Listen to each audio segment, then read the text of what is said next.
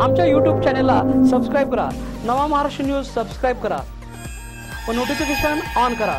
Notification on केल्याने आमचे update आपल्यापर्यंत सतत पोहोचत राहील। अनैतिक संबंधातून परप्रांतीय कामगाराच्या डोक्यात दगड घालून खून केल्याची घटना पट्टण कोडोली येथे घडली। या घटनेनंतर हल्लेखोर स्वतः हुपरी पोलीस ठाण्यात हजर झाल्याने ही घटना आता उघडकीस आली आहे। शहादत मुजबिल शेख वय 41 राहणार मंत्री ऑटोकास्ट MIDC हुपरी असे मयत झालेल्या व्यक्तीचे नाव असून हल्लेखोर नामदेव अशोक मोठे वय 22 राहणार पट्टण कोडोली याला पोलिसांनी अटक केली आहे। पट्टण कोडोली येथे अशोक मोठे यांची 5 स्टार औद्योगिक वसाहतीजवळ देवळेमळा शेती आहे।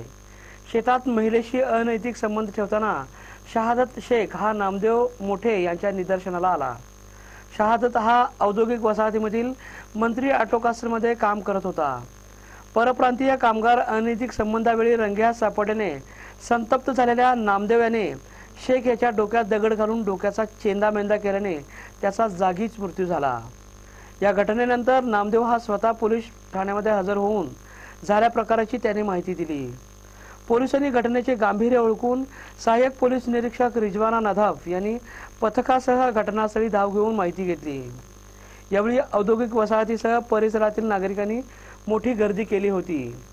पंचनामा करून मृतदेह CPI रुग्णालयामध्ये विच्छेदनासाठी हलवण्यात आला। रात्री उशिरा नामदेव मोठे याच्या जबाबानुसार खुनाचा गुन्हा दाखल करून त्याला रात्री उशिरा अटक करण्यात आली आहे।